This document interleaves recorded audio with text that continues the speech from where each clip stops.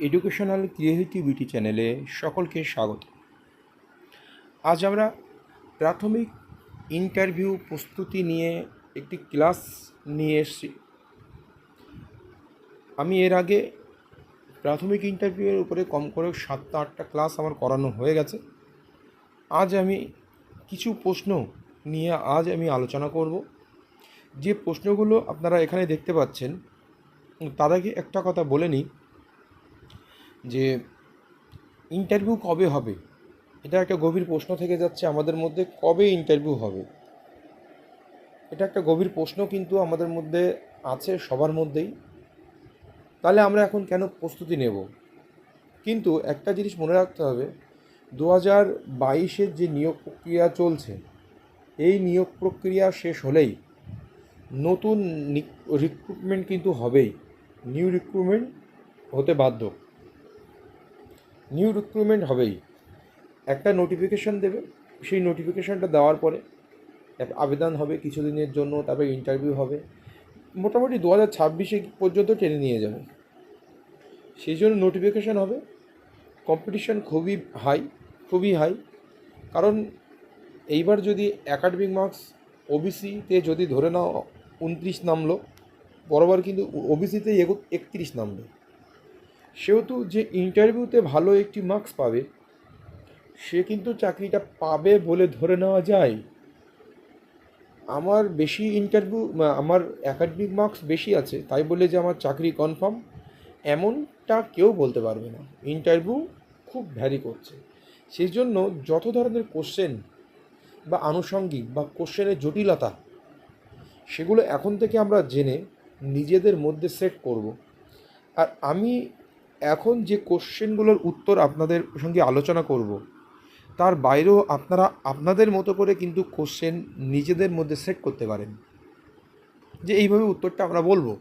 আমি জাস্ট একটা ভাড়া বন্ধনের কাজ করছি, স্ক্যাফোল্ডিংয়ের কাজ করছি, ভাইগটস্কির যে থিওরি আছে, জাস্ট এই কাজটুকু আমি করব। আর শুধু এই পিডিএফটি দেখলেই চলবে না, এই সম্পূর্ণ ভিডিওটি দেখলে আমি আনুষঙ্গিক আরও অনেক জিনিসপত্র আলোচনা করব। তো আমরা আজকে সরাসরি আমাদের টপিকের মধ্যে চলে যাই। আমাদের প্রথম প্রশ্ন, আমার বই নামকরণের কারণ কী? আমার বই নামকরণের কারণ কী? প্রথম ও দ্বিতীয় শ্রেণীর জন্য একটি বই আছে যার নাম হচ্ছে আমার বই। যে বইটির মধ্যে বাচ্চাদের উপযোগী ছড়া, কবিতা, গণিত, ড্রয়িং সব কিছু আছে। আমার বই অর্থাৎ বইটি ওই শিশুর এবং ওর জন্যই ডিজাইন করা। এই বিষয়টি বিশেষভাবে ফুটিয়ে তোলার জন্য বইটির নাম এইরকম, যে বইটি ওই শিশুটিরই বা ওর জন্যই বইটি ডিজাইন করা। তাছাড়া এখানে দেখুন, আমি একটা সুন্দর একটা লাইন লিখেছি। এছাড়াও আরেকটি বিষয় তুলে ধরা যেতে পারে, আমার কথাটির মধ্য দিয়ে ছাত্রছাত্রীদের মধ্যে বইয়ের প্রতি ভালোবাসা জন্মে, যে আমার বই, মাই সেলফ, আমার নিজেরই বই, এর জন্য বলা হচ্ছে আমার বই। ঠিক একইভাবে দেখবেন আরও অনেক বই আছে, যেমন আমার গণিত, আমাদের পরিবেশ, অর্থাৎ গণিত বইটি তার জন্য। পরিবেশটা আমাদের সকলের বিষয়গুলি আরও স্পষ্টভাবে ফুটিয়ে তোলার জন্য এর নামকরণ করা হয়েছে বলে আমি মনে করি। আমাদের পরিবেশ আমাদের সকলের বই, কারণ পরিবেশটা সকলের জন্য। সেই জন্য বলছে সকলকে নিয়েই, এই সমাজকে নিয়েই পরিবেশ, তাই বলছে আমাদের পরিবেশ। এরপরে আমরা চলে যাই কোশ্চেন নম্বর 2। বলা হচ্ছে তৃতীয় ও চতুর্থ ও পঞ্চম শ্রেণীর ইংরাজি বিষয়ে বইয়ের নাম বাটারফ্লাই কেন রাখা হয়েছে আপনি মনে করেন? বাটারফ্লাই হচ্ছে বাংলা অর্থ হচ্ছে প্রজাপতি। বাটারফ্লাই শব্দের অর্থ প্রজাপতি। রং বেরঙের প্রজাপতি সব বাচ্চাদের খুবই প্রিয় এবং আকর্ষণীয়। ইংরাজি বইয়ের প্রতি বাচ্চাদের বেশি করে আকর্ষিত তৈরি করার জন্য এই রূপক নাম দেওয়া হয়েছে বলা যেতে পারে। কারণ ইংরাজির প্রতি আমাদের একটা ভয় কিন্তু বাচ্চাদের মধ্যে আছে, সেই ভয়টা কাটানোর জন্য এই রূপক নামটি কিন্তু দেওয়া হয়েছে। এই শ্রেণীগুলোতে বাচ্চাদের মূলত আমাদের দৈনন্দিন জীবনের সঙ্গে যুক্ত বিভিন্ন বিষয় শেখানো হয়। বাচ্চাদের মধ্যে ইংরেজি শব্দভাণ্ডার বাড়ানোর জন্য চেষ্টা করা হয়। ছোট ছোট গল্প, রঙিন চিত্রের মাধ্যমে এইগুলি করা হয়, যাতে করে বাচ্চাদের মধ্যে শব্দভাণ্ডারের বাড়ার পাশাপাশি নীতি, নৈতিকতা, আদর্শবোধ, দৈনন্দিন জীবন সম্পর্কে একটা ধারণা তৈরি হয়। আর ধারণা তৈরি করতে গেলে বাচ্চাদের তো পাঠ্যপুস্তকের প্রতি আকর্ষণ করাতে হবে। আর এই আকর্ষণে বাড়ানোর জন্যই আমার মনে করা বাটারফ্লাইয়ের মতো রূপক নামটি দেওয়া হয়েছে। তাছাড়া বাটারফ্লাই যে প্রজাপতি যে একটা প্রকৃতির সঙ্গে সম্পর্কিত। একটা শিশু স্কুলে আসার পরে সে দেখছে তার বইটার নামই বাটারফ্লাই, কত সুন্দর বাটারফ্লাই, একটা কত সুন্দর একটা মানে সুন্দর প্রাণীর নাম। সে কিন্তু প্রথমেই নামটা শুনে বইয়ের প্রতি একটা আকর্ষণ তৈরি হয়ে যাবে। এটাও একটি মূল বিষয়। যখন এক্সামিনার প্রশ্ন ধরবে আমরা প্রথমে বলবো যে বাটারফ্লাই কথাটার অর্থ হচ্ছে প্রজাপতি। এটা কি সুন্দর একটি নাম। এই প্রজাপতি নামটা শুনেই বাচ্চাদের কিন্তু তার এই পড়ার প্রতি আকর্ষণ কিন্তু অটোমেটিক্যালি বেড়ে যাবে। সেই জন্য আমার মতে এই প্রজাপতি বা বাটারফ্লাই নামটা খুবই যুক্তিযুক্ত। তারপরে আমরা এই আসল থিওরিতে চলে আসতে পারি। পরের কোশ্চেন, কোনো শিশু ফেল করার অর্থ কী? অর্থাৎ এতে শিক্ষকের বেশি দোষ না শিক্ষার্থীর বিষয়টি দৃষ্টিভঙ্গি থেকে ব্যাখ্যা করুন। শিক্ষকের দোষ না শিক্ষার্থীর দোষ, বিষয়টি বিভিন্ন দৃষ্টিভঙ্গি থেকে ব্যাখ্যা করুন। কোনো শিক্ষার্থী ফেল করেছে অর্থাৎ যে কোনো একটি শ্রেণী থেকে পরের শ্রেণীতে উঠতে গিয়ে নির্দিষ্ট কোনো বিষয়ে নির্ধারিত নাম্বারের চেয়ে কম নম্বর পেয়ে অকৃতকার্য হয়েছে। মানে যে নাম্বারটা পাওয়া উচিত তার চেয়ে কম নম্বর পেয়ে সে অকৃতকার্য হয়েছে। সবসময় এমন বিষয় যে শিক্ষকের দোষ বিষয়টি এমনভাবে না দেখা উচিত। যদি কোনো শ্রেণীতে অনেক শিক্ষার্থীর মাঝে দুই একজন ফেল করে তার সমস্ত দায় কিন্তু শিক্ষকের উপরে বর্তায় না। একজন শিক্ষক সর্বক্ষেত্রে চেষ্টা করবেন যাতে করে তার ক্লাসের সব শিক্ষার্থী তার ক্লাসের দ্বারা সার্বিকভাবে উপকৃত হয়। তার জন্য তিনি যত ধরনের অভিনব পন্থা অবলম্বন করে শিক্ষার্থীর পড়ানো যায় তার চেষ্টা করবে। অভিনব পন্থা খুব গুরুত্বপূর্ণ জিনিস। নতুনত্ব শিশুদের মধ্যে পড়ার প্রতি আকর্ষণীয় করে তোলে। আপনি কোনো একটা পন্থায় পড়াচ্ছেন, পন্থাটা চেঞ্জ করবেন। আপনি এক সপ্তাহে একটা পন্থায় পড়িয়ে গেলেন, হঠাৎ করে নতুন একটা পন্থা যদি ক্লাসে নিয়ে আসেন বাচ্চারা কিন্তু পড়ার প্রতি আকর্ষণ হবে। এবার একটা কথা বলি, বর্তমান এডুকেশন বলছে, এই বর্তমান জটিল বা এই ধারাবাহিক এডুকেশন পলিসিতে বলা হচ্ছে কোনো শিশু ফেল করেছে অর্থ মানে শিক্ষা ব্যবস্থার ত্রুটি। এখানে ছাত্রছাত্রীর কোনো ত্রুটি নয়, বলা হচ্ছে যে এখানে শিক্ষার্থীর কোনো দোষ নেই, কারণ শিক্ষা ব্যবস্থার ত্রুটি, মূল্যায়ন পদ্ধতির ত্রুটি, শিক্ষকের ত্রুটি। এটাও কিন্তু আমরা এক্সামিনারের সঙ্গে উল্লেখ করব। এই থিওরিটা বলার পরেই আমরা কিন্তু আমি যে কথাটা বললাম সেই কথাটা কিন্তু উল্লেখ করব। আমরা এর পরের প্রশ্নে চলে যাই। একজন শিক্ষার্থী ক্লাস চলাকালীন বারবার বারণ করা সত্ত্বেও কথা বলছে, শিক্ষক হিসেবে তুমি কী করবে? বারবার বারণ করা হচ্ছে তাও সে কথা বলে যাচ্ছে, শিক্ষক হিসেবে আমি কী করব? প্রথমত এক দুবার বারণ করা সত্ত্বেও যদি দেখা যায় বাচ্চাটি কথা বলছে তাহলে বিষয়টি গুরুত্ব দিয়ে দেখা দরকার। হতে পারে তার কোনো অসুবিধা হচ্ছে যেটি সে সরাসরি বলতে পারছে না, ভালো জিনিস। আগে দেখতে হবে বাচ্চাটার কী হচ্ছে। বাচ্চাটা যখন ক্লাসে ঝামেলা করবে, একটা ক্যাওস পরিস্থিতি তৈরি হবে, আগে দেখতে হবে বাচ্চাটার কোনো অসুবিধা হচ্ছে। শিশু কেন্দ্রিক শিক্ষাতে এই জন্য বলা হয়েছে যে আমি ওতে গিয়েই মেরে দিলাম, বকলাম, এই কেন করছিস, এই করছিস, তা করছিস, এরকম একটা ব্যাপার না। আগে ওর সমস্যাটা কোথা থেকে আসছে সেটা আমরা দেখব, তার জন্য এমন করছে হয়তো। আর যদি তার কোনো অসুবিধা না থাকে তাহলে বুঝতে হবে সে যে ক্লাস চলছে তার প্রতি আকর্ষণ অনুভব করছে না। খুব একটি ভালো পয়েন্ট, ক্লাস চলছে সেই ক্লাসের প্রতি তার কোনো আকর্ষণ নেই, এই পয়েন্টটা। তাহলে প্রথমে তার অসুবিধা হচ্ছে কিনা দেখব, তারপরে দেখব কি তার আকর্ষণ আছে কি না সেটাকে লক্ষ্য করব। এক্ষেত্রে তাকে প্রয়োজন হলে একটি বিশেষ গুরুত্ব দিয়ে ক্লাসে পড়াশোনার মধ্যে আসতে হবে। আর এই ধরনের ঘটনার প্রতি দীর্ঘদিন ধরে ঘটতে থাকলে তাহলে প্রয়োজন হলে শ্রেণীকক্ষের প্রথম দিকে বসাতে হবে তাকে। প্রয়োজন হলে অভিনব আধুনিক পদ্ধতি ব্যবহার করতে হবে। এই যে একটা বাচ্চা মনোযোগ দিতে পারছে না, তার জন্য অভিনব আধুনিক পদ্ধতি তার কিন্তু উল্লেখ করতে হবে, তার জন্য ব্যবহার করতে হবে অভিনব পদ্ধতি। তাহলে বা তাকে সে কীভাবে আকর্ষণ হয় ক্লাসের প্রতি সেই দিকে আমাদের নজর রাখতে হবে। তাহলে এই যে কোশ্চেনটা খুবই কিন্তু একটি ইম্পর্টেন্ট কোশ্চেন, আপনাদের পড়তে হবে। এরপরে কোশ্চেন, আপনি শ্রেণী পাঠদানে ব্যস্ত, হঠাৎ দেখলেন আপনার ক্লাসের একটি বাচ্চা মাথা ঘুরে পড়ে গেল ক্লাসে, এই পরিস্থিতি আপনি কী করবেন? এইরকম ঘটনা ঘটলে আমরা প্রথম কাজ হবে শ্রেণী পঠন পাঠন আপাতত বন্ধ রেখে বাচ্চাটির প্রাথমিক সেবা দেওয়া। কারণ প্রত্যেকটি বিদ্যালয়ে দেখবেন প্রাথমিক চিকিৎসার একটা বাক্স থাকে, সেই বাক্সটা সঙ্গে সঙ্গে আর একজনকে নিয়ে আসতে বলা। যদি তার ওখান থেকে কোনো কিছুর প্রয়োজন হয়, সে মাথা ঘুরে পড়ে গিয়ে কেটে যেতে পারে, সেটা আমার দেখতে হবে। কাউকে একটু জল নিয়ে আসতে বলতে হবে। প্রথমে তার চোখে মুখে একটু ঠান্ডা জলের ঝাপটা দেওয়া, মাথায় একটু জল দেওয়া, হাওয়া বাতাসযুক্ত স্থানে ফ্যানের নিচে তাকে বিশ্রামের ব্যবস্থা করতে দেওয়া। তারপর তার কারণ অনুসন্ধান করব কেন তার এমন ঘটনা ঘটলো। সঙ্গে এটাও দেখব আস্তে আস্তে সে সুস্থ হচ্ছে কি না। তারপর তার অভিভাবক অভিভাবিকা ডাকবো, পরিস্থিতি বুঝে হেড টিচারের সঙ্গে কথা বলবো। বাচ্চাটির ছুটির ব্যবস্থা করে সঙ্গে সঙ্গে প্রয়োজন হলে প্রাথমিক চিকিৎসা নিতে হবে। ছুটির ব্যবস্থা করে তাকে সঙ্গে আরেকজন তাকে হেল্প করে যাতে নিয়ে যাবে, এই ব্যবস্থা করা যেতে পারে। যদি তার বাবা মা না আসে, হতে পারে বাবা মা কাজে ব্যস্ত, সেরকম একটা পরিস্থিতি তৈরি হতে পারে, বাবা মা আসতে পারবে না, সেই পরিস্থিতি আমি কী করবো? দরকারি প্রয়োজনে একটা টিচার বাড়ি গিয়ে তাকে রেখে আসতে হবে। আমি যে এইগুলো বলছি মানে এই উত্তর তোমরা বলবে এরকমটা নয়, তোমরা এর সঙ্গে আরও উত্তর মেশাতে পারো, আরও মডিফাই করতে পারো। পরে প্রশ্ন, কোনো শিক্ষার্থী কোনো প্রশ্নের ভুল উত্তর দিলে আপনি কী করবেন? প্রথমে তো যেটা করতে হবে, তার প্রশ্নের উত্তর ঠিক কোন জায়গাটা ভুল সেটা আমাকে সঠিকভাবে জানবো, কোথায় ভুল হচ্ছে সেটা আগে ডায়াগনোসিস করব। সেটা হচ্ছে মূল কাজ, ডায়াগনোসিস করা, কোথায় ভুল হচ্ছে তার। তারপর আমি তাকে ব্যাখ্যা সহ জানাবো কেন তার দেওয়া উত্তরটি ভুল হলো। এরপর আমি তাকে সঠিক উত্তরটি বলার চেষ্টা করতে সাহায্য করব ও সঠিক উত্তরটি তাকে জানিয়ে দেব। উত্তর জানিয়ে দেওয়ার পরে তাকে আমি আরও উৎসাহিত দেব প্রশ্ন সঠিকভাবে বুঝে তার সঠিক উত্তর দেওয়ার জন্য। পাশাপাশি লক্ষ্য রাখবো সে কোনোভাবেই যেন নিরুৎসাহিত না হয়, পরে বা সে কোনোভাবে অপমানিত না হয়। সে যদি বারবার ভুল উত্তর দেয়, সে যেন নিরুৎসাহিত না হয় সেটা লক্ষ্য রাখতে হবে। এমনকি আর একটা খুব ইম্পর্টেন্ট, সে বারবার ভুল উত্তর দেওয়ার জন্য ভালো ছেলে মেয়েরা বা যারা এগিয়ে থাকে, যারা ভুল উত্তর খুবই কম দেয়, তারা যেন হাসাহাসি না করে, সে যেন অপমানিত না হয় সেদিকেও আমার কিন্তু লক্ষ্য রাখতে হবে। বারবার কোনো প্রশ্নের ভুল উত্তর দিলে আপনি কি করবেন, একটা জিনিস এখানে মনে রাখতে হবে, ডায়াগনোসিস করার পরে সে কোথায় ভুল উত্তর দিচ্ছে সেটা জানতে হবে, বা সেই সঠিক উত্তর বলার জন্য চেষ্টা করতে হবে, বা সেই সঠিক বিষয়বস্তুটি তাকে রিমিডিয়াল টিচিংয়ের মাধ্যমে দরকার হয় তাকে ঠিক করার ব্যবস্থা করতে হবে। তাহলে প্রথমে হচ্ছে ডায়াগনোসিস, তারপরে হচ্ছে রিমিডিয়াল টিচিং, এটা কিন্তু মাথায় রাখতে হবে। আমরা এর পরের টপিকে চলে যাই।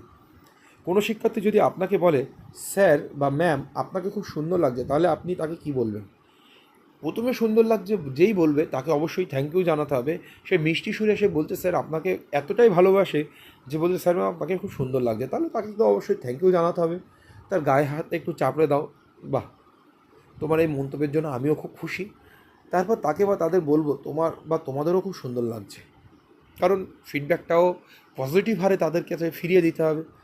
একটা বিষয় আমাদের মাথায় রাখা দরকার যে কোনো বাচ্চাকে যখন বলা হবে তোমাকে মিষ্টি লাগছে বা সুন্দর লাগছে, তখন সে কিন্তু মনে মনে খুশি হয় এবং নিজেকে আরও যাতে গুছিয়ে রাখা যায় তার জন্য আস্তে আস্তে সে সচেষ্ট হয়। তার মধ্যে আস্তে আস্তে সৌন্দর্যবোধ জন্ম হয় বা নিজের যত্ন নিতে শিখবে। আমাদের সবসময় মাথায় রাখতে হবে যে এই পরিস্থিতি আমাদের সামনে আসবে, সেই পরিস্থিতি আমরা শিক্ষার্থীদের কল্যাণ করতে ব্যবহার করব। বারবার একটা জিনিস মনে রাখতে হবে যে শিক্ষার্থী যে পরিস্থিতিতে কোশ্চেন করবে বা সে যে পরিস্থিতিতে থেকে আসবে, সেই পরিস্থিতি থেকেই নিয়ে সেই বাচ্চাদেরকে পজিটিভ সাইডে টেনে নিয়ে যাবে, কল্যাণকর সাইডে আমরা টেনে নিয়ে যাবো বাচ্চাদেরকে। ওরা যদি জলকে বলে পানি, হিন্দিতে বলে পানি, তাহলে আমরা পানিকে নিয়ে কিভাবে জল বোঝাবো বা ওয়াটার বোঝাবো সেটাই আমাকে নিয়ে যেতে হবে সেই জায়গায়। ধরুন অনেকে কথা বলে না, এই যে বারান্দা কথাটা বিভিন্নভাবে ইউজ হয়, কিন্তু বিভিন্নভাবে ও যদি বারান্দার একটা বিকট ল্যাঙ্গুয়েজ ইউজ করে, তাহলে মানে চলতি ভাষা, সেই চলতি ভাষা থেকে কীভাবে আমরা ওকে বারান্দা কথাটা বোঝাবো সেটাও ওকে কিন্তু শেখাতে হবে। প্রাথমিক স্কুলের শিশু শিক্ষার্থীদের শূন্যের ধারণা কিভাবে দেবেন? আমরা শূন্যের ধারণা কিভাবে দেব? ক্লাসের মধ্যে থেকে একজন বাচ্চাকে আমি ডাকবো, তারপর তার কাছে আমি কয়েকটি চক দেব। এরপর আমি তাকে জিজ্ঞাসা করব তোমার কাছে কটি চক আছে? সে বলল 2টি বা 3টি বা 4টি প্রভৃতি। গোটা বিষয়টা আমি সমস্ত ক্লাসকে একবার জিজ্ঞাসা করব। এরপর আমি বাচ্চাটিকে একটি একটি করে সব অন্যান্য ছেলেমেয়েদের মধ্যে বন্টন করে দিতে বলবো। তারপর আমি তাকে সঙ্গে সঙ্গে গোটা ক্লাসকে এই বাচ্চাটির কাছে কটি চক আছে তা জিজ্ঞাসা করবো এবং বাচ্চাটি বা ক্লাস উত্তর দেবে স্যার চক নেই আমার কাছে ও বা ওর কাছে। এরপর আমি বলবো নেই মানে শূন্য। গোটা ঘটনাটি 2-1বার অন্য শিশুদের দ্বারাও করা যেতে পারে। তাছাড়া আমি বোর্ডে কোনো ছবি আঁকতে পারি বা কোনো একটা মডেল হিসাবে ইউজ করতে পারি, কোনো একটা পিসবোর্ড আনতে পারি। পিসবোর্ড এনে সেখানে ধরুন আপনারা পিসবোর্ড ডবল সাইড দেখবেন আটা পাওয়া যায়, টেপ পাওয়া যায়, সেই পিসবোর্ডে গেলে আপনি ডবল সাইড টেপ লাগিয়ে দিন। সেই ডবল সাইড টেপ লাগানোর পরে আপনি কোনো একটা বস্তু নিয়ে আসেন, আপনি ক্লাসে পাটকাঠি নিয়ে আসেন বা চক নিয়ে আসেন, সেই চকটা সবাইকে বলবে এক এক মানে 5টা বোর্ডে 5টা টেপ মারলে সেই 5টা টেপের ওপরে 5জনকে ডেকে চকগুলো বসাতে বলবে বা পাটকাঠিকে বসাতে বলবে বা কাগজের টুকরো বসাতে বলবে। তারপরে 5জনকে ডেকে এক এক করে ওখানে নিয়ে যেতে হবে। এইভাবে প্র্যাকটিক্যালি কিন্তু করা যেতে পারে, এটাও করা যেতে পারে, এটা একটা ওয়ে বললাম। তারপরে যখন সমস্ত কিছু ওখানে থাকবে না তখন জিজ্ঞাসা করবে ওখানে কি আর আছে, ওরা বলবে নেই। এই নেই মানে এখানে শূন্য, এইভাবেও বলা যেতে পারে। এরপরে আসি আমরা, সরকার মাতৃভাষায় শিক্ষাদানের উপর গুরুত্ব দিচ্ছে কেন? সরকার মাতৃভাষা শিক্ষাদানের উপর গুরুত্ব দিচ্ছে কেন সেটা আমাদের দেখতে হবে। মাতৃভাষা মাতৃদুগ্ধের সমান। মাতৃভাষা শিশুদের জন্য অন্যান্য ভাষা বা বাছাই বা শিখতে সহায়তা করে। আমাদের শিশুরা আগে বাংলা শেখে বলেই তার অন্যান্য আরও কয়েকটি ভাষার দক্ষতা অর্জন করতে পারে। মাতৃভাষা একটি শিশুর ব্যক্তিগত সামাজিক ও সাংস্কৃতিক পরিচয় বিকাশ করে। মাতৃভাষা ব্যবহার শিশুকে তাদের সমালোচনামূলক চিন্তাভাবনা ও শিক্ষার দক্ষতা বিকাশ ঘটায়, সহায়তা করে। আর ঠিক এই সমস্ত গুরুত্ব বিবেচনা করে সরকার একদম প্রাথমিক স্তর থেকে মাতৃভাষা শিক্ষাদানের উপর গুরুত্ব দিচ্ছে। মাতৃভাষা একটি শিক্ষার্থীর আত্মবিশ্বাসী করে তোলে, খুব গুরুত্বপূর্ণ। মাতৃভাষা শিক্ষার্থীকে আত্মবিশ্বাসী করে তোলে, কারণ একটা শিক্ষার্থী মাতৃভাষা যে যদি সে শেখে তাহলে কিন্তু অন্য অন্য ভাষা সে সহজেই শিখে যাবে বা তার পড়াশোনার পন্থাও আরও খুব ভালো হবে। সে সহজেই সবার সঙ্গে সংযোগ স্থাপন করতে পারে বা যোগাযোগ স্থাপন কিন্তু সহজেই করতে পারবে। এছাড়াও সে ব্যক্তিগত বা সামাজিক বা সাংস্কৃতিক পরিচয় বিকাশও সহজে সে করতে পারবে বা তার চিন্তাভাবনার কিন্তু বিকাশ হবে। তাই এই যে মাতৃভাষা শিক্ষা দেওয়ার কেন গুরুত্ব দেবো সেটা কিন্তু খুবই গুরুত্বপূর্ণ, কারণ মাতৃভাষা শিখলেই সে কিন্তু অন্য অন্য বিষয়গুলো চটপট শিখে যাবে। তাহলে এই মাদার টাং খুবই গুরুত্বপূর্ণ। এরপরেও আমরা চলে আসি প্রাথমিকে পঞ্চম শ্রেণীর সংযোগ নিয়ে আপনার মতামত কী? কেন্দ্রীয় আইন অনুযায়ী প্রথম থেকে পঞ্চম শ্রেণীর শিক্ষার প্রাথমিক স্তরে অন্তর্ভুক্ত, কিন্তু পশ্চিমবঙ্গের ক্ষেত্রে চিত্রটি একটু অন্যরকম। কেন্দ্র বা অন্য অন্য রাজ্যের সঙ্গে সামঞ্জস্য আনতে পঞ্চম শ্রেণীতে প্রাথমিক আনার সিদ্ধান্ত নেয় রাজ্য শিক্ষা দপ্তর, এবং সেই মতো অনেক প্রাইমারি স্কুলে শিক্ষা বছরে পঞ্চম শ্রেণী ক্লাসও হয়েছে। এর আগের বছরে অনেক জায়গায় পঞ্চম শ্রেণী হয়েছে। এক্ষেত্রে আদর্শগতভাবে বিশেষ কোনো সমস্যা নেই। সমস্যা যেটা, অর্থাৎ যে কারণে প্রতিটি প্রাথমিক স্কুলে কখনো পঞ্চম শ্রেণী চালু হয়নি, সেটি হলো পরিকাঠামোগত ঘাটতি। পরিকাঠামোর অবশ্যই ঘাটতি, ঘরের নেই, বেঞ্চ নেই, ভালো টয়লেট নেই, ইউজ করার মতো ছাত্রছাত্রী পরিমাণ বাড়লে, অর্থাৎ স্থায়ী স্কুল ভবন সজ্জিত শ্রেণীকক্ষের অভাব তো আছেই, সর্বোপরি রয়েছে শিক্ষক শিক্ষিকার ঘাটতি খুবই ইম্পর্টেন্ট। কারণ আমরা দেখেছি কিছুদিন আগেই কলকাতা হাইকোর্টের একটা কেস হয়েছে যে পঞ্চম শ্রেণী যুক্ত নিয়ে প্রত্যেকটি প্রাথমিক বিদ্যালয়ে, সেখানে বলা হয়েছে যদি পঞ্চম শ্রেণী প্রাথমিকে যুক্ত করা হয় তাহলে শিক্ষক শিক্ষিকার পরিমাণ কিন্তু বাড়বে স্কুলগুলিতে এবং শিক্ষক নিয়োগের পরিমাণও বাড়বে। সেই স্বার্থে কিন্তু পঞ্চম শ্রেণী যুক্ত করার জন্য একটি কেস কিন্তু কলকাতা হাইকোর্টে ইতিমধ্যে হয়েছে, এবং পঞ্চম শ্রেণী যুক্ত করার জন্য বিচারপতি রায়ও দিয়েছেন যে স্টেপ নেওয়ার জন্য। সেই জন্য আমরা দেখেছি যে একটা নোটিশ এডুকেশন দপ্তর থেকে দেওয়া হয়েছে যে পঞ্চম শ্রেণী যুক্ত করার জন্য যা পরিকাঠামো বা ইনফ্রাস্ট্রাকচার আছে সেগুলো উন্নত করার জন্য তড়িঘড়ি করে ব্যবস্থা করতে হবে, যেন 2025 সেশন থেকে পঞ্চম শ্রেণী অ্যাড করা যেতে পারে প্রাথমিক বিদ্যালয়গুলোতে। এছাড়াও আরেকটু যদি আমরা ভালো করে বলি যে আমরা রাইট টু এডুকেশান এই রাইট টু এডুকেশান অনুযায়ী, রাইট টু এডুকেশান 2009 অনুযায়ী বলা হচ্ছে যে পঞ্চম আমরা 1 to 5 প্রাথমিক এবং 6 to অষ্টম শ্রেণী আমরা বলছে উচ্চ প্রাথমিক। দেখবেন সিটেটের যে পেপারটা, প্রথম পেপার আপনারা পরীক্ষা দেন, সেখানে দেখা যাচ্ছে বলা হয় কিন্তু পেপার 1 ক্লাস 1 to 5, এটা মাথায় রাখতে হবে। তাহলে পঞ্চম এই 8টি রাইট টু এডুকেশান বা কেন্দ্র সরকারের যত নিয়মকানুন আছে 1 to 5কে বলা হচ্ছে পঞ্চম প্রাথমিকের মধ্যে। প্রথমে উল্লেখ করবেন রাইট টু এডুকেশান 2009, এটা উল্লেখ করবেন, বা কেন্দ্র সরকারের সমস্ত স্কুলগুলোতে এটা মান্যতা দেওয়া হয়। তারপরে আমরা বলবো আর এর পরিপন্থীটা কি ওয়েস্ট বেঙ্গলে সেটাও আমরা ফুটিয়ে তুলবো এখানে। এরপরে কোশ্চেন, যদি বোর্ড কর্তা এমন প্রশ্ন করেন যাচ্ছে বলুন তো এমন কোনো সরকারি স্কুল টিচার আছেন যারা নিজেদের সন্তানকে সরকারি স্কুলে না ভর্তি করে বেসরকারি স্কুলে ভর্তি করেন, এক্ষেত্রে কী উত্তর দেবেন? যেহেতু সরকারি ও বেসরকারি দুটি স্কুলেই তিনি তার বাচ্চাকে ভর্তি করানোর সুযোগ পাচ্ছেন, সেহেতু তিনি তার পছন্দ মতো স্কুলে বাচ্চাকে ভর্তি করাতে পারেন। তবে উচিত হবে সরকারি স্কুলে ভর্তি করা, কারণ সরকার শিক্ষা সংক্রান্ত যে বিভিন্ন নীতি গ্রহণ করছে তার প্রয়োগ ফলে প্রাথমিক সহ মাধ্যমিক উচ্চ মাধ্যমিক স্কুলগুলিতে শিক্ষার সার্বিক উন্নতি ঘটছে। আর আর একজন সরকারি স্কুলের শিক্ষক যখন নিজের স্কুলের প্রতি আস্থা হারিয়ে ফেলবেন, তখন সাধারণ মানুষের আস্থাও চলে যাবে। এটা খুব ইম্পর্টেন্ট। যদি আমি একটা সরকারি প্রাথমিক বিদ্যালয়ে চাকরি করি, আর আমার বাচ্চাকে সেই সরকারি প্রাথমিক বিদ্যালয়ে না দিয়ে আমি একটা সেন্ট্রাল স্কুলে ভর্তি করছি, তাহলে এর মানে কি? মানে ওই স্কুলের প্রতি আমার কোনো আস্থা নেই, সেই জন্য আমি ওখানে নিয়ে গেছি। তাহলে আমজনতা কী করবে? আস্থা হারিয়ে ফেলবে তো স্কুলের প্রতি।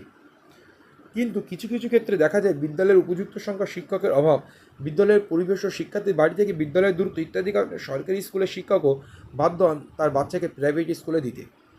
পরের প্রশ্ন, প্রাইমারি পর্ষদের ওয়েবসাইটে আচার্য প্রফুল্লচন্দ্রের ছবি কেন দেওয়া থাকে? দেখবেন আচার্য প্রফুল্লচন্দ্রের ছবি দেওয়া হয়েছে এবং আমাদের পশ্চাৎ অফিসটার নামে হচ্ছে এপিসি ভবন। কি? এপিসি ভবন, আচার্য প্রফুল্লচন্দ্র ভবন। পশ্চিমবঙ্গ প্রাইমারি শিক্ষা পর্ষদের যেটি অফিস তার নাম আচার্য প্রফুল্লচন্দ্র ভবন, এপিসি ভবন। ওয়েবসাইটে আচার্য প্রফুল্লচন্দ্রের ছবি আছে, অর্থাৎ আচার্য প্রফুল্লচন্দ্র রায় একজন বাঙালি বিজ্ঞানী ও সমাজ সংস্কারক ও বিশিষ্ট শিক্ষক। ইনি একজন প্রাতঃস্মরণীয় ব্যক্তি, তাই তার স্মৃতিতে একজন মনীষী হিসেবে তার প্রতি শ্রদ্ধা জানাতে পশ্চিমবঙ্গ প্রাথমিক শিক্ষা পর্ষদ তার অফিস বা ওয়েবসাইটগুলিতে তার নাম বা ছবি ব্যবহার করেছেন। পাশাপাশি আপনারা দেখবেন প্রাথমিক শিক্ষা পর্ষদের ওয়েবসাইটে স্কুল ইউনিফর্ম পরা শিশুদের ছবিও ব্যবহার করা হয়েছে। আপনারা লক্ষ্য করবেন পশ্চিমবঙ্গ উচ্চ মাধ্যমিক শিক্ষা সংসদের ওয়েবসাইটেও পণ্ডিত ঈশ্বরচন্দ্র বিদ্যাসাগর মহাশয়ের ছবি আছে এবং অফিসের নাম দেওয়া আছে বিদ্যাসাগর ভবন। West Bengal board of secondary এডুকেশনের অফিসের নাম হচ্ছে নিবেদিতা ভবন। তো এই অফিসের নাম বা ওয়েবসাইট ছবি ব্যবহার করা হয় এবং প্রাতঃস্মরণীয় মনীষীদের প্রতি শ্রদ্ধা নিবেদনের চেষ্টা করা হয়েছে বলে আমি মনে করি। শিক্ষাশ্রী প্রকল্প সম্পর্কে আপনি কি জানেন একটু বলুন। পশ্চিমবঙ্গ স্কিম, শিক্ষাশ্রী স্কিম পশ্চিমবঙ্গ সরকার 2014 থেকে 15 সালে 5 থেকে 8ম শ্রেণী থেকে, মানে 5ম থেকে 8ম শ্রেণীতে অধ্যয়নরত তপশিলি বর্ণের শিক্ষার্থীদের আর্থিক সহায়তা প্রদানের জন্য এই অনুদান এবং রক্ষণাবেক্ষণের অনুদানে বিদ্যমান স্কিমগুলোতে একত্রিত করে বাস্তবায়িত করা হচ্ছে। অনগ্রসর তপশিল ও তপশিল উপজাতি সম্প্রদায়ের শিক্ষা প্রসারের উদ্দেশ্যে শিক্ষাশ্রী প্রকল্পের সূচনা করা হয়েছে। 5ম থেকে 8ম শ্রেণীর ছাত্রদের এই প্রকল্পের আওতায় বার্ষিক ভাতা পাবে এবং ওই সমস্ত সম্প্রদায়ের ছাত্রছাত্রীদের মধ্যে স্কুল ছুটের প্রবণতা রুখে দিয়ে শিক্ষার মূল স্রোতে ফিরিয়ে আনা। স্কুল ছুটকে আমরা ইংরেজিতে বলি ড্রপ আউট, এটা মনে রাখবেন, ড্রপ আউট জানতে হবে এই ইংলিশ টার্মটা। স্কুলে জিজ্ঞাসা করতে পারে ড্রপ আউট কী। সে স্কুল নির্দিষ্ট স্টেজ শেষ করার আগেই সে বারবার ফেল করার জন্য বা তার দারিদ্রতার জন্য সে স্কুল পালায়ন করে বা স্কুলে আর আসে না, সেটাকে বলছে ড্রপ আউট। এরপর আসে প্রাথমিক বিদ্যালয়ে একটি শিক্ষকের দায়িত্ব। এটা মোটামুটি সবাই জানে, তাও আমি একটা নোট আকারে দিয়ে দিলাম। পরিকল্পনা, পরিস্থিতি এবং কোর্স সরবরাহ করা এবং যা ক্লাসের সম্পূর্ণ ক্ষমতা পরিসরের চাহিদা পূরণ করা। ক্লাসরুম বা শেখার সরঞ্জামগুলি সাজানো, সেই সাথে একটি মনোরম শেখার পরিবেশ প্রদর্শনী করা। প্রাথমিক বয়সী শিক্ষার্থীদেরকে শ্রেণীর বিকাশের দায়িত্ব থাকা ও মৌলিক পাঠ্যক্রমের সমস্ত দিক শেখানো। একটি প্রাণবন্ত সৃজনশীল উপস্থাপনা দিয়ে শিক্ষার্থীদের উৎসাহিত করা। শৃঙ্খলা রক্ষা করা। ছাত্রদের বৃদ্ধির মূল্যায়ন এবং ডকুমেন্টেশনের জন্য ভালো ছাত্র বিকাশের সন্তোষজনক মানদণ্ডকে সমর্থন করার জন্য কাজ প্রস্তুত করা ও চিহ্নিত করা। অভিভাবক শিক্ষক সম্মেলন ও অন্যান্য মিটিংয়ে একজন ছাত্রের অগ্রগতি সম্পর্কে পিতামাতা ও যত্নশীলদের মতামত প্রদান করা। একটি নির্দিষ্ট পাঠ্যক্রমিক এলাকার মধ্যে কার্যক্রম ও সংস্থানগুলি সংগঠিত করা এবং এই বিশেষ অঞ্চলে বিতরণে সহকর্মীদের সহায়তা করা। কাজ পরিকল্পনা এবং সংগঠিত করতে অন্যদের সহযোগিতা করা। পাঠ্যক্রমের কাঠামোর পরিবর্তন ও উদ্ভাবনের সাথে তাল মিলিয়ে চলা। সাপ্তাহিক ছুটির দিনে বা সন্ধ্যায় ঘটতে পারে এমন স্কুল ইভেন্ট, ট্রিপ বা কার্যকলাপে সংগঠিত করা। সহকর্মীদের সাথে যোগাযোগ করা এবং নমনীয়তা কাজ করা এবং বিশেষ ছোট স্কুলে। নমনীয়তা মানে কি বলুন তো? ফ্লেক্সিবিলিটি আপনার মধ্যে, সবার সঙ্গে সমান ব্যবহার করা বা একজন বিভিন্ন ছাত্রছাত্রী বিভিন্ন মানসিকতা হতে পারে, তাদের সঙ্গে মানে পরিবর্তনশীল ব্যবহার করা। আপনার সহকর্মীরা বিভিন্ন মানসিকতা হতে পারে, এক একজনের সঙ্গে এক এক রকম ব্যবহার করা, নমনীয়তা থাকা, বজায় রাখা। স্কুলে অভিভাবকদের সম্পৃক্ততা বাড়াতে এবং স্কুল সংস্থান তৈরি করতে পিতামাতা এবং স্কুল গভর্নর, ইংল্যান্ড বা উত্তর আয়ারল্যান্ড বা ওয়েলস এই সমস্ত স্কুলের কথা বলা হচ্ছে, স্কুল গভর্নর, ওখানকে বলা হয় স্কুল গভর্নর। পিতামাতাদের যে ইনভলভ করায় আমরা বলি না একটা মানে কি একটা বলা বলা হয় যে ম্যানেজিং কমিটি স্কুলগুলোতে থাকে, অভিভাবকদের একটা কমিটি থাকে, এই সমস্ত কমিটিকে ইনভলভ করা, তাদের সঙ্গে যোগাযোগ স্থাপন করা, স্কুলের ভালো খারাপ নিয়ে আলোচনা করা। পিতামাতা কাউন্সিল বা স্কটল্যান্ড পিতামাতা কাউন্সিল বলতে স্কটল্যান্ডে এটাকে বলা হয় পিতামাতা কাউন্সিল, এর সাথে সহযোগিতা করা। প্রয়োজনে অন্যান্য বিশেষজ্ঞদের সাথে পরামর্শ করুন, যেমন শিক্ষা কল্যাণ কর্মকর্তা এবং শিক্ষা মনোবিজ্ঞানীদের সঙ্গে। এই যে কাজগুলো আমার মনে রাখতে হবে, কারণ পরীক্ষায় ধরলো যে প্রাথমিক বিদ্যালয়ে আপনি শিক্ষক হিসাবে যুক্ত হবেন, আপনার কিছু দায়িত্বতাবোধ সম্পর্কিত বলুন। আচ্ছা, এরপরে আসি আমি প্রাথমিক বিদ্যালয়ের শিক্ষকের জন্য প্রয়োজনীয় দক্ষতা, কী কী দক্ষতা থাকলে একটি প্রাথমিক বিদ্যালয়ে ভালো শিক্ষক হয়ে ওঠা যায়, সেইগুলো আমি একটু জাস্ট পয়েন্ট ধরিয়ে দিচ্ছি। ব্যতিক্রমী যোগাযোগ ও আন্তঃব্যক্তিক দক্ষতা। ব্যতিক্রমী যোগাযোগ মানে কি? বলা হচ্ছে যে ব্যতিক্রমী যোগাযোগ, সবাই তো বিভিন্নভাবে যোগাযোগ স্থাপন করেই, কিন্তু প্রাথমিক বিদ্যালয়ে আপনি শিক্ষক, আপনাদের বিভিন্ন ধরনের বাচ্চারা স্কুলে উপস্থিত থাকবে, তাদের সঙ্গে কীভাবে একটু ইউনিক যোগাযোগ স্থাপন করে আরও পড়াশোনা যা বা তাদের সঙ্গে তাদের আচরণের পরিবর্তনটা আবার কাঙ্ক্ষিত লক্ষ্যে নিয়ে যাব। আন্তঃব্যক্তিগত যোগাযোগ, একটা হচ্ছে অন্ত, আর একটা হচ্ছে আন্ত। আন্ত বলে মানে ইন্টার স্কুল বলে না, তাই আন্ত মানে শুধু নিজের মধ্যে যে চিন্তাভাবনা সেটা নয়, সবার সঙ্গে মিলেমিশে থাকা বা নিজের চিন্তাভাবনাটা সবাইকে শেয়ার করা বা সবার সঙ্গে আলোচনা করা, সেটাকে বলছে আন্ত। আর এটাকে বলা হয়, আন্তকে বলা হয় ইন্টার ইন্টার আর অন্তকে বলা হচ্ছে ইন্টেরা। একটা হচ্ছে আন্ত আর একটা হচ্ছে অন্ত, অ দন্তার নয় তয়, অন্ত। চমৎকার ও সাংগঠনিক এবং সময় ব্যবস্থাপনার ক্ষমতা, শক্তি, উদ্যম, সহনশীলতা, ধৈর্য, ভক্তি, স্থিতিস্থাপকতা ও সশৃঙ্খলতা।